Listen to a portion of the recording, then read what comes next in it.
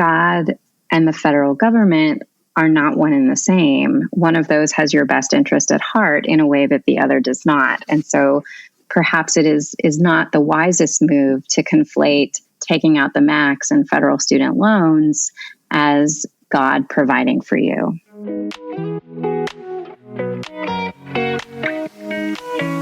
Hello, and welcome to Feeling Money, where we explore where money meets real life.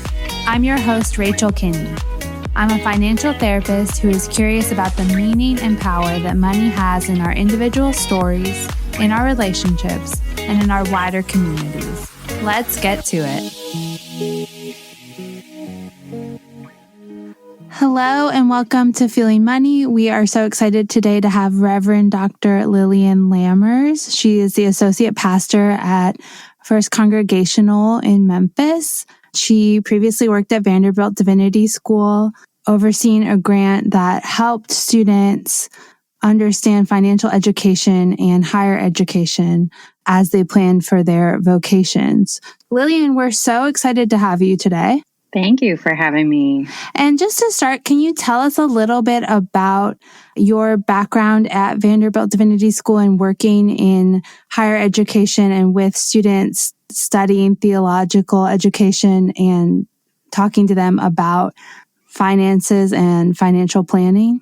So my first graduate degree was in higher education administration. And then I got this crazy idea that I was going to go to divinity school.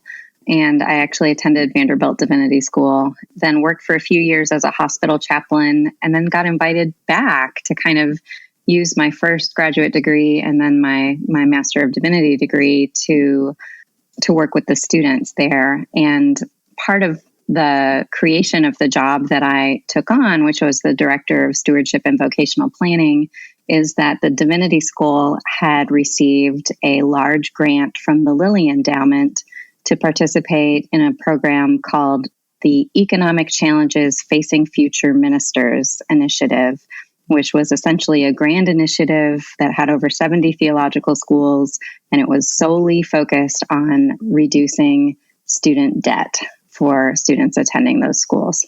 Yeah, that's really great. I mean, you were able to really combine a lot of your different skill sets on something that is so needed.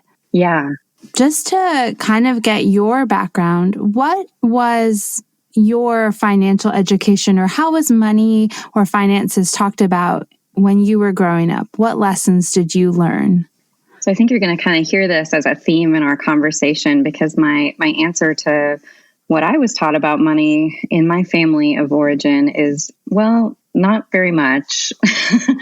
My mother was actually a certified financial planner, and my father was actually the person who was more involved in the management of money in my house. And I can't remember either of them actually sitting me down and having a conversation about how to use money, how to think about saving, cautions about money. I distinctly remember that when I was 15 years old, I got a checking account. The only lesson that came with that was how to write a check.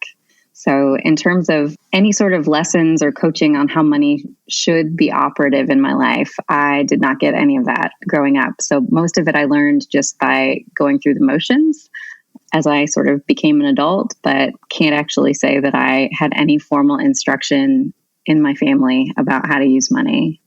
Yeah, and I think that can be pretty common as an experience, that these conversations are just not really had, even in our own families. Definitely. And I think there's just this assumption in our society that somewhere along the line, people learn these lessons. But if we stop and think about it, a lot of us have that same experience in our families. We also don't really learn about it in school. I think maybe it was something that was taught back when home economics was a course that was taken probably mostly by women. But there's really no other class in K through 12 education that typically teaches students about how to manage money. Yeah, and I'm really curious with this gap in a lot of people's educations. I would say the majority of people not getting that education about finances in school. As you started to have conversations around finances with people in graduate school, What kind of responses did you see when you wanted to talk about finances and money and debt? One of the things that I learned really early on in doing this work is that there are a lot of emotions connected to conversations about money. And sometimes they're positive, but a lot of times they were negative. And most often I would hear people kind of express embarrassment or shame that they hadn't learned more over the years. I have this distinct memory of my first year of working on the grant of what we would call a second career student. He was in his 50s, speaking up with such embarrassment and saying, I am ashamed to tell all of you that I have never had a budget in my life. I've never used that as part of managing my money or having that sense of control or organization. But I looked around the room, and as he was sort of having this confessional moment, students of all ages were nodding alongside him. And so it just sort of, in my very first year, was like, wow, this is really a gap. And it's a gap that a lot of people feel embarrassed about, and maybe probably causes some fear and anxiety that this is not a skill that people feel very confident in. Yeah, and these are people who have made it through one career and are starting on another, or are in graduate school, clearly very adept and adult. And even then, talking about money or dealing with money can bring up a lot of shame or embarrassment. Mm-hmm. Absolutely. So how do these conversations look different when you're dealing with people who are in seminary or students who are going into helping professions? It's interesting because I think one of the things that I learned in the course of my grant work is that graduate theological students are not alone in this sort of dire situation where the cost of the degrees that they have to earn in order to go into these fields are so expensive, and the salaries have remained really low and have not gone up over the years. They haven't tracked with the cost of inflation, and they certainly haven't tracked with the rising costs of higher education. So I met professionals who work with social work students, and I met folks working with education students wanting to be teachers, and they were sort of in the same position and were so interested in the work of my grant. I think that nobody's having this conversation about how the cost of higher education is going up so quickly, and yet nobody considers, is that right? If you're going into a field that's not going to earn you a salary that will allow you to make the payments to pay for that education, because, you know, the higher education costs are going up across the board for all different academic fields, without consideration of what the salaries are that are linked to those fields. And I think that's a real problem we have in our higher education system. Yeah, I think there's this assumption that if you get a graduate degree, hopefully you'd be able to pay off your debts with your salary. And that might be true for someone coming out of law school or business school or medical school. Not always the case, but I think that that's a more safe assumption than maybe somebody coming out with a social work degree or a Master of Divinity. I absolutely agree. So the Master of Divinity degree is a 3-year professional degree. So essentially the same number of credit hours as a Doctor of Jurisprudence or a law degree. And yet the salary that is linked for graduates who come out of those two programs is very different. So to think that it's okay that there is any sort of parity in the cost of those two degrees is setting certain students up for failure and for a really hard time being able to pay back what they borrowed for that degree.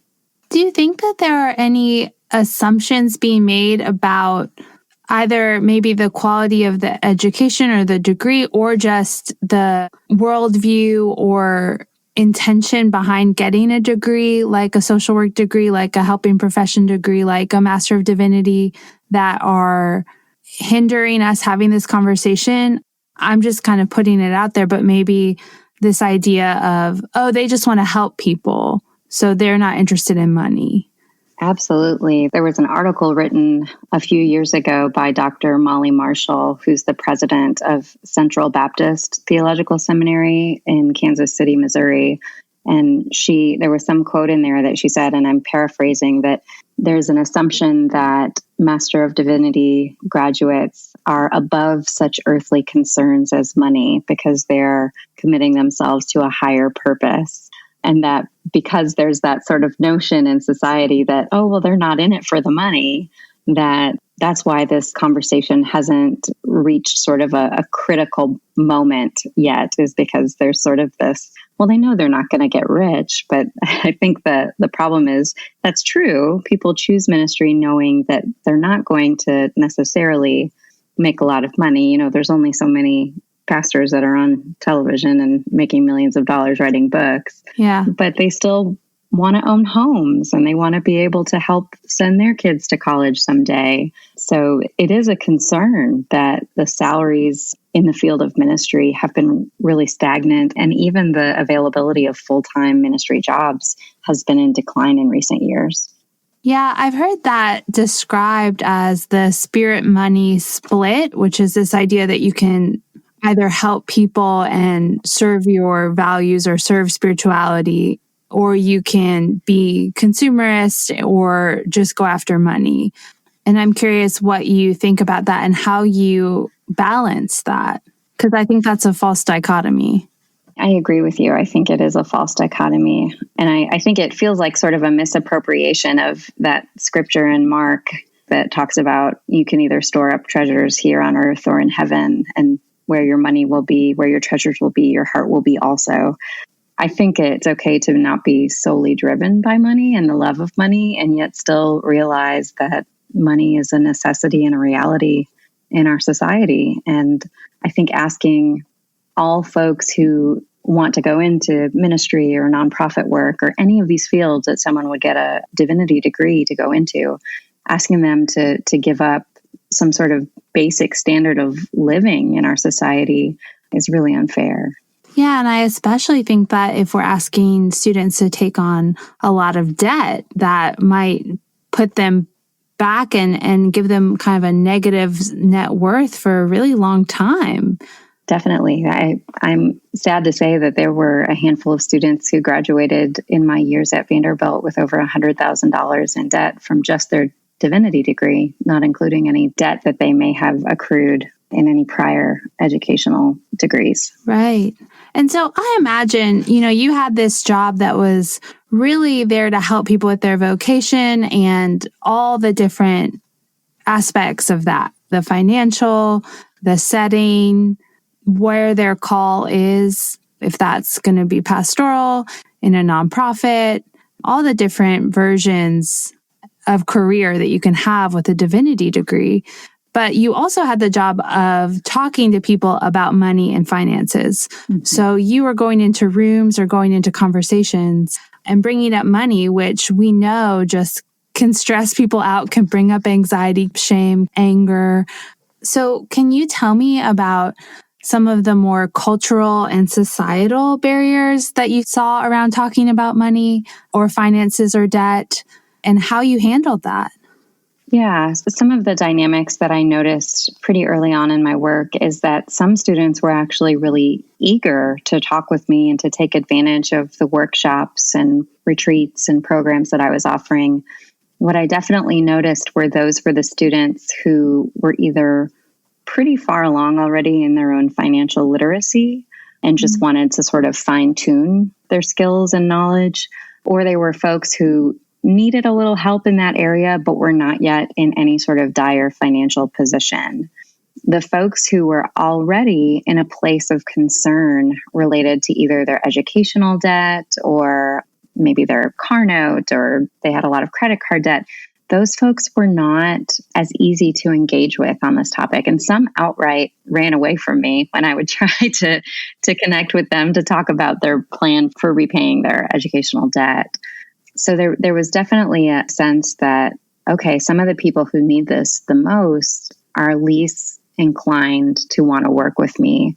And again, that probably goes back to some of these emotions that we talked about of shame and guilt that they didn't have a better handle on this. So I spent a lot of energy really trying to convince folks that I was not in a place of judgment, that I was wanting to meet people where they are with clear understanding that everyone has their own financial circumstances that are probably a result of a number of things, including their family of origin's financial situation. And that because each person has their own financial circumstances, I was going to meet them where they were and try to help them make the best decisions from where they are.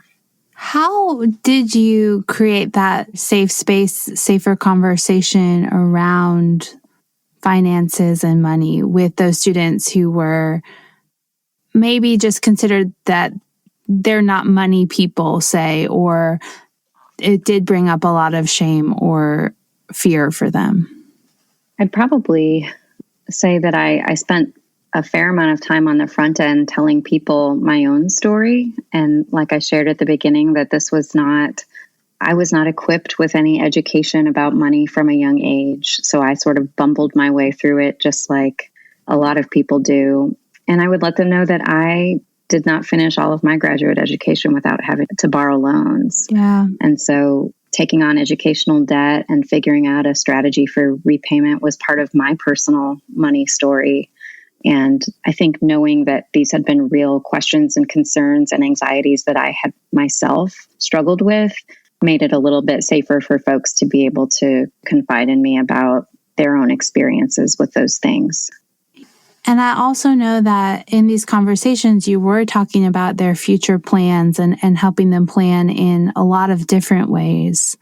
I wonder how you would intertwine conversations about vocational discernment and career planning with some of these more practical questions around debt and taking out debt and creating budgets.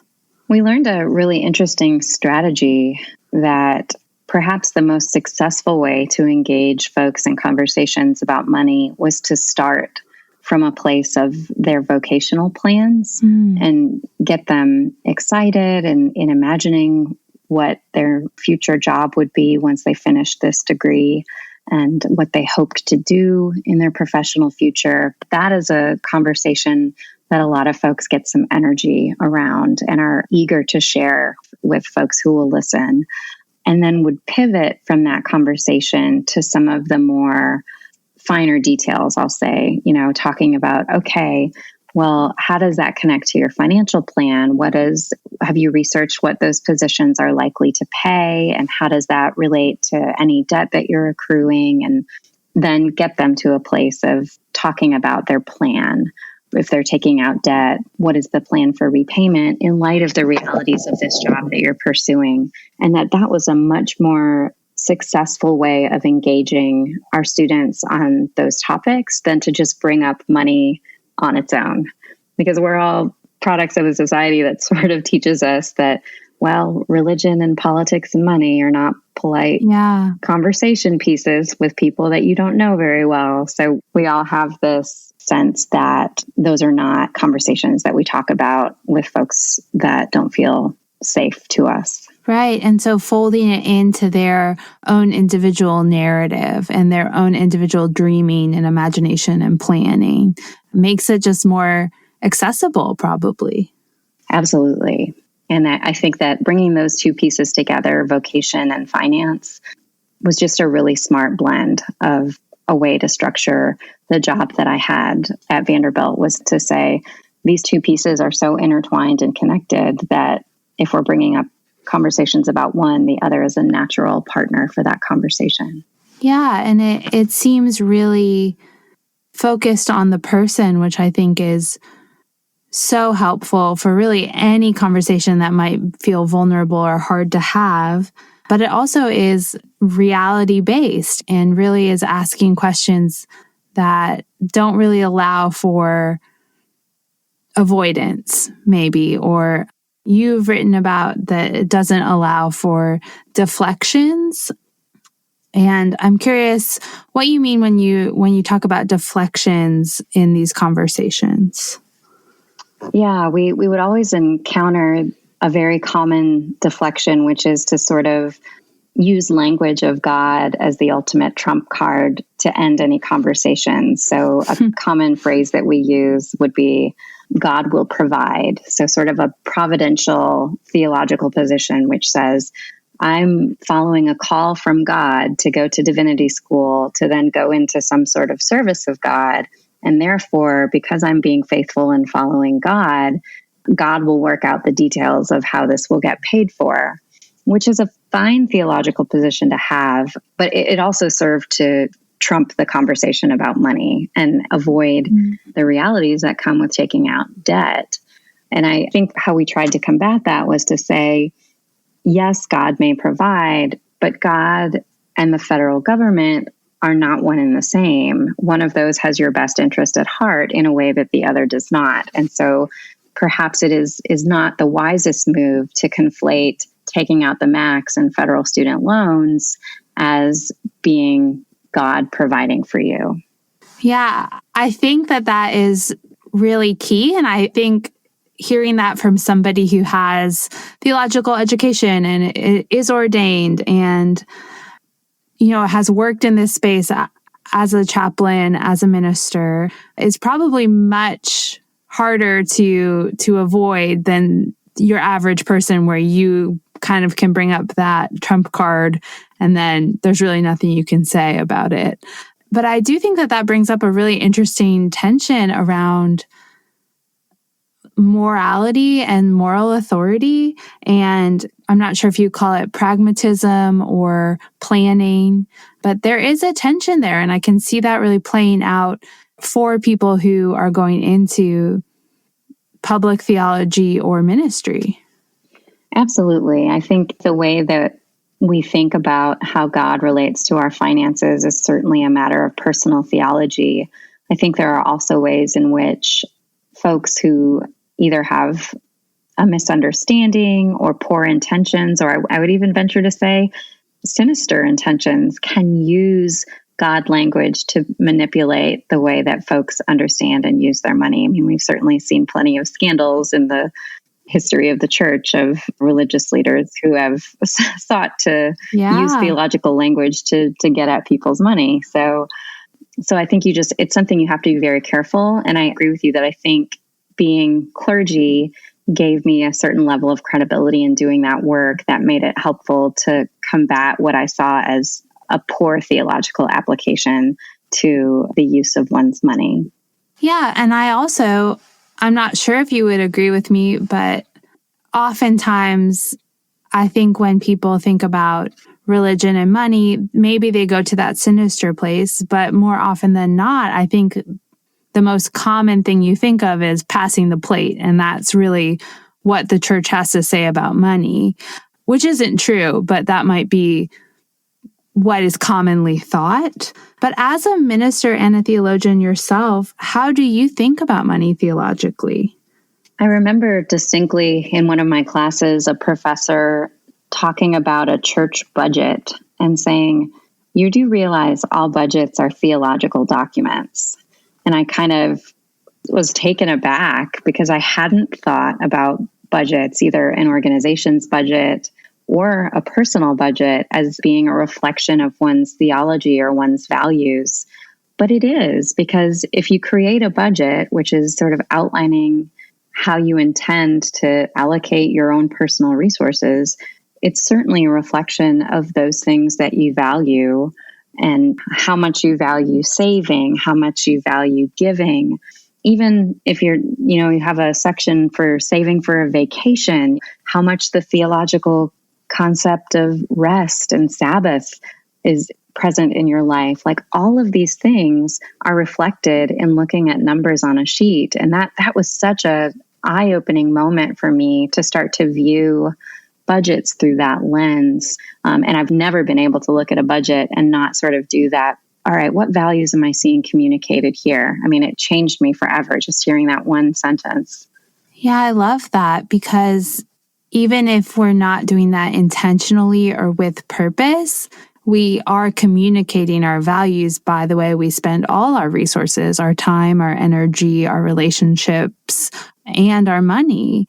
And I think that we can really easily, or maybe I'll speak for myself, categorize our budget or our financial life as other, as not connected to the way that we live out our faith. Yeah, I think you can't separate that part of your being out from the other parts. And, when we talk about wellness and we talk about that triangle of mind, body, and spirit, money is very much connected to all of those pieces, how it works in our life.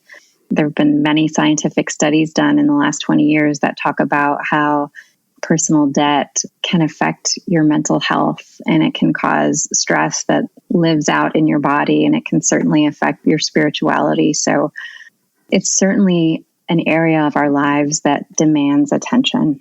Oh, yeah. And I'm curious, as a administrator and now as a pastor, how do you get your students or your congregants to think about their finances and maybe the church's finances theologically? Like what do you use to start having that conversation, or what concepts are really helpful? Well, I think I've borrowed that same sentence that I heard from one of my professors in Divinity School. I have said, how does this budget operate as a theological document? When we look at the values that we've placed in these different categories and columns, what do they say about what is important to us? Are there things that we would change if we switch that lens and say, okay, if I put this much here, it's saying that I place that much value, or that this means this much to me versus this other category. And that it completely transforms the way that budget meetings take place in a church if we start talking about what our theological values and priorities are for a given month or year. And I've tried to do that as well in my own life, of just glancing at where my money is going and saying, is this a true reflection of what I value and who I say I am as a follower of Jesus? Yeah, and I think it's so proactive and imaginative, and comes from a place of creating and honoring and maybe co-creating with God, that is less prescriptive or less, oh, I have to pay this much for this, or I owe this person this much.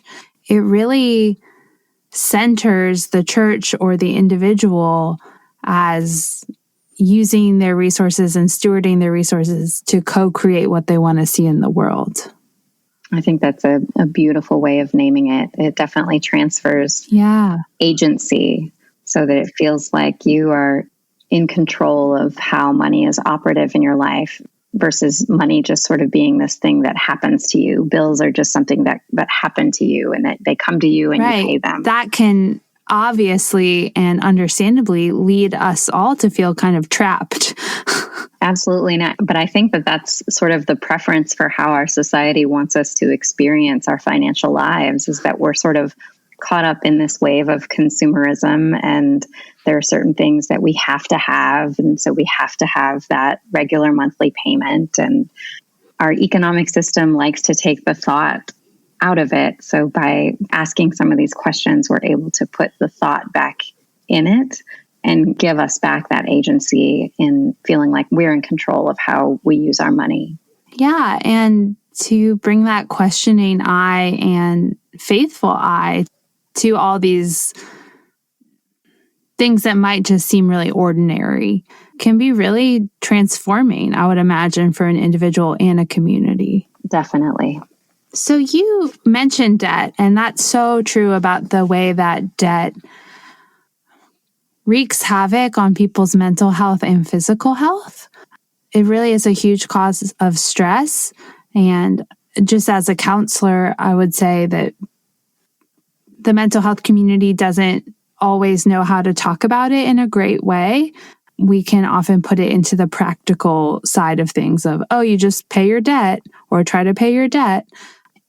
And it seems that maybe there's a lot more theological thinking around debt. And so I'm curious, how did you have these conversations around debt, knowing that often the people who have the most debt were already previously in the most tenuous financial situations or grew up in families where there was less resources. So how did you work in the tension of the personal and political and theological when it comes to debt? Yeah, that was very difficult. One of the first pieces of information that was shared with me when I started this work was a study that showed students who borrow the highest levels of debt for their graduate theological degree are the same students who came in from their undergraduate degree programs with the highest level of debt. So there's this compounding effect to their debt. So the students that are already in a vulnerable position are the students that become in the most vulnerable position as they pursue this next degree. And student debt is definitely a place where some of the greatest disparities in our society are perfectly visible. So a lot of times debt levels would break down along lines of race. Students who were students of color would often have debt that was 2 to 3 times that of their white peers. And so we would see some of the sort of systemic problems in our society playing out in this work of addressing student debt. And I, being a white woman, felt very uncomfortable at times engaging students in conversations about debt just because of my embodied presence as a white person.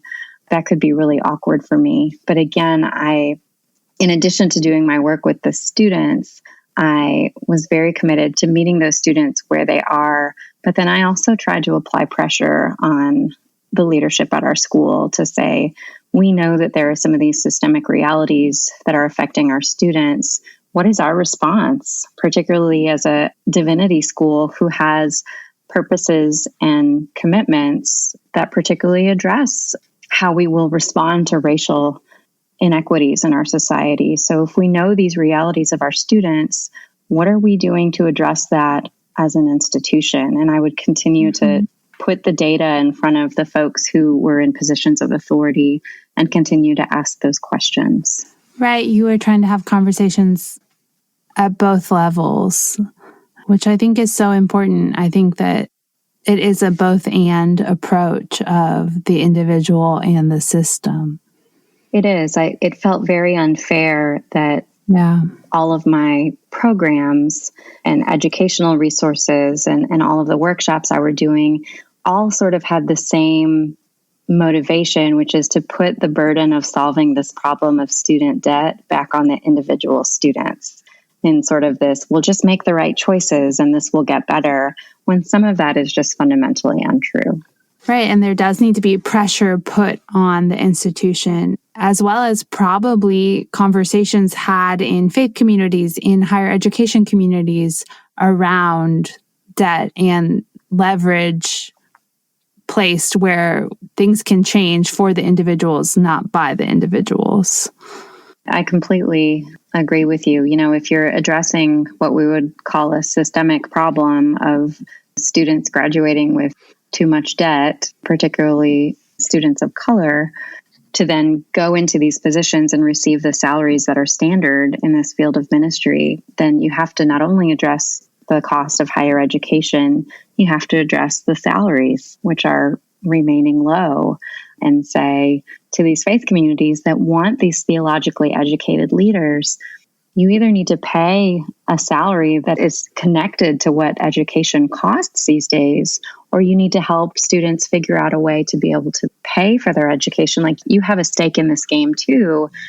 And there's an interesting dynamic that 30 years ago and beyond, theological education was more of a communal endeavor, in that a person was selected by their community of faith to go and receive a theological education. And so that community of faith actually helped to support and fund that education. And then the person would come back to the community. And then at some point it became solely an issue of the individual electing to pursue that education. And that is when the financial burden fell squarely on the shoulders of the student, which has become just a disconnected then experience in terms of the cost and the salaries being related to one another in a way that makes sense. Right. And I think that that's so important to think about the community holding up or helping to select the next generation of leaders and making a commitment to them. I do think that probably you can make the argument with all of higher education, that there has been this maybe individualization of it in the sense of, okay, like this is what you want to do. This is your path. So you have to take on all of this debt, even though people are trying to go serve different communities. And then that can become cost prohibitive. I'm imagining, doctors who want to serve rural communities or theologians who want to serve rural communities. Or for my own story, I have a Master of Divinity and I went to work in nonprofit work and I really enjoyed it, but I had to work retail nights and weekends to pay my bills. And that wasn't really the quality of life I was looking for as I got older. So I had to make different choices. Yeah. But I think that calling in the community is really important. I think you're right. I'm married to a physician, and so we carry some of his debt from medical school, but he certainly makes a salary that makes those payments not feel like a strain on our family.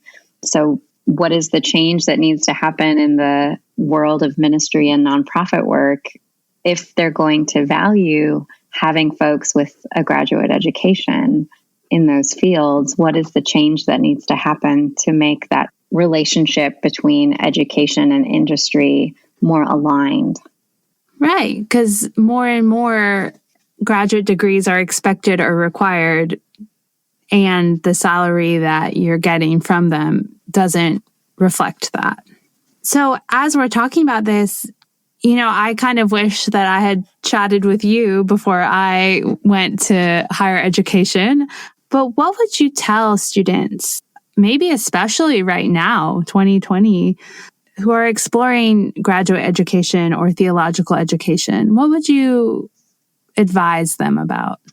Well, it's funny you should ask that, because one of the later developments in the work of the grant that I was working on at Vanderbilt was that we started taking a program to undergraduate campuses, because we realized that talking about financial realities with graduate students who were already in graduate school sometimes was too late, because if they had if they had a bad plan for how they were going to fund their education, it was hard to get them to rewrite their plan once it's already in motion. So we took this program to undergraduate campuses to sort of talk about realities of financing a graduate degree and the different ways that someone can be creative in paying for it, different housing options that someone can choose to sort of reduce cost of living while they're a graduate student, and really encouraging folks to do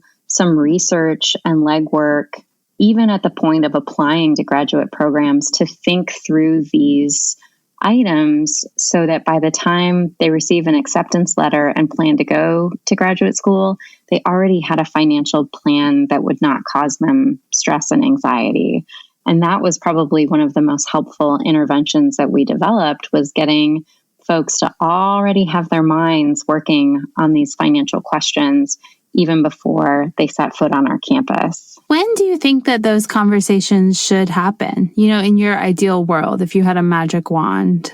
I think at the time that someone decides that they want to go to graduate school, and having some real talk conversations about how much those graduate degrees cost, how some schools are more expensive than others. That's not all one set price. How some schools have more scholarship funding than others, and how some career paths that you can choose following graduate education will pay better salaries than others. Just having all of those facts on the front end so that as students explore, they know they're not comparing apples to apples. Yeah. So personally, for yourself, what do you wish that you knew 20 years ago? What conversation do you wish you had had? That's a great question. I don't know that one has actually ever been asked to me before. I mean, it kind of makes you want to put your feet up and go, gosh, where do I begin? What I wish I had known. I think it would have been helpful for someone to ask me what career I could envision myself having following graduate school, following my divinity degree, and then saying, so what do you think those jobs pay? And so I was able to pay off my graduate school debt. It took me 7 years to do that, but I still did it without having all of that information on the front end of what I was likely to make. I remember finishing divinity school, and this was my second master's degree, and the first job that I was hired into as a hospital chaplain paid $7,000 less than the job that I left in higher education to go to divinity school. And I remember that being a huge shock to me that, well, I just spent 3 extra years getting another graduate degree and now I'm making even less money. Yeah, I had a similar experience. I was working before divinity school, and after divinity school, I was making the same salary. I was like, oh, okay, good to know. I think that would have been helpful information to have on the front end. It wouldn't have necessarily changed much about what I did, but at least I would have had that knowledge on the front end. Yeah. And I think having these conversations in a way, I'm just thinking as you're talking, that people do tell us this, but it often comes across as, don't do that, you won't make enough money, as opposed to, okay, how is this going to work? Yes, absolutely. It definitely, nobody's really interested in having some of the finer detail conversations about creating a financial plan for funding graduate education. It's not a very exciting topic to most people, probably because going back to the very start of our conversation, the average person in our society lacks some financial literacy skills themselves. So it's not there's not a lot of people that are equipped to have those conversations with one another. Right. And add on the whole theological call, and you have a sense or the deflection of, well, it'll just work out, or I'm supposed to do this anyway. Yes. I would often tell my students that I came from a family where I was told educational debt is good debt. Yes. And I know that that is still a common idea in our culture, is to say that, well, educational debt is different than any kind of other debt. It's good debt. And I think that notion comes from a prior era when the cost of education was significantly less than what it is now. Right. You see that those memes are, I don't know, I feel like I've seen it on Twitter, but where people were able to pay for their college with their summer job. Exactly. My mother would say educational debt is good debt to me. My mother went to seminary in the 60s, and I think her tuition was, like you said, something that she could afford by working her summer job or having a side job as working at a bookstore or something like that. And it's certainly not the sticker price of a graduate theological degree. A Master of Divinity now at a lot of schools is approaching $100,000. And that was certainly not what it cost back in the 60s. Right. So as you consider your families and your own individual financial decisions, what values enliven and capture your imagination as you make those decisions? My husband and I really believe in creating a budget that allows us to live comfortably, but really gives us a lot of opportunity to meet need where we see it, so that we are not only sort of regularly supporting organizations or causes that we feel passionately about, but we also like to be in a position to be able to meet a need in a moment. So the soup kitchen at a church down the street needs some extra money to make their budget for the month. Like, we like to be in a position to be able to step in and help in those moments. And so we try to live in a way that we always have extra money available to respond to the needs in the community around us. So very responsive and also embedded in your community. That's been something that's really important, that we feel connected to all of the work that's happening in our community around us. Yeah. Well, I really appreciate this conversation and this insight. And I just want to end with the last 5 questions that we ask everybody, more just as a get to know you. But what do you love spending money on? Oh, boy. Probably pizza. Yeah. Yeah. It is the one thing that if I can make a case to order pizza any night of the week, not just for the ease of not having to make dinner, but I just really love pizza. So I will make that case most anytime I can. You would be surprised how many times cheese or a cheese product comes up in this question. Oh. What do you hate spending money on? Oh, insurance. Yeah. Because I so rarely have ever needed to use it. And then I always feel like I get asked a lot of questions when I do need to use it. And I kind of think, well, what have I been paying this whole time for if not to use this when I need it? What is your biggest financial mistake, or what has been your hardest money choice?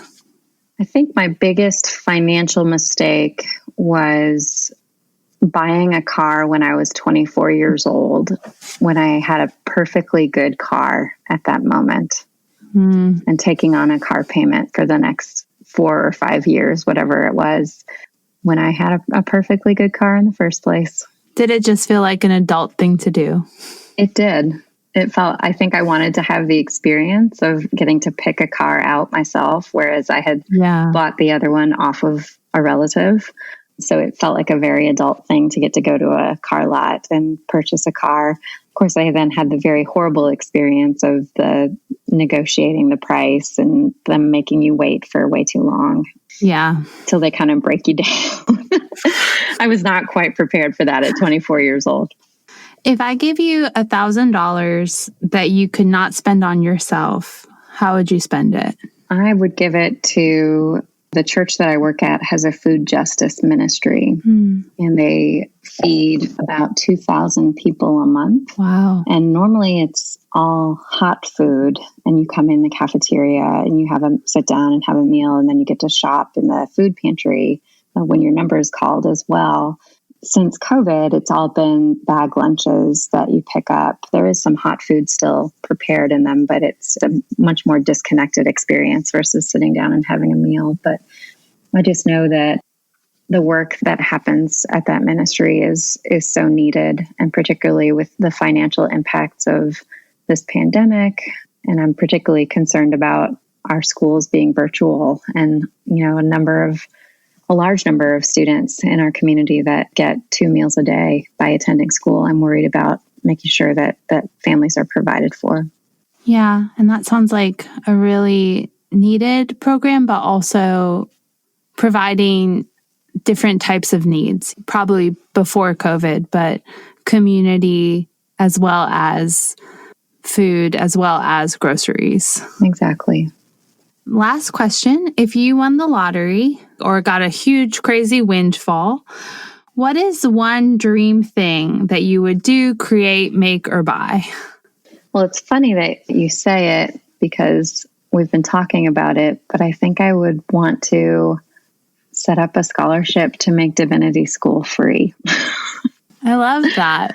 I truly believe in how transformative my experience at Vanderbilt Divinity School was. And I've seen it be that for so many other people, and people who then go out and become transformative individuals in their various communities. And I would love to just be a place that's able to continue to do that work, but without putting that burden of debt on any student's shoulders. I love that idea, and hopefully that can happen. Better start buying some lottery tickets. Yeah, I know. Well, I really appreciate your time and your insight and your thoughtfulness and your work in this field. And we were so happy to have you as a guest. Thank you so much, Lillian. Thank you for having me. Well, that is all for Feeling Money this week. And you can find us on Instagram and Facebook at Feeling Money. And you can email us at hello@feelingmoney.com. And we'll see you next week.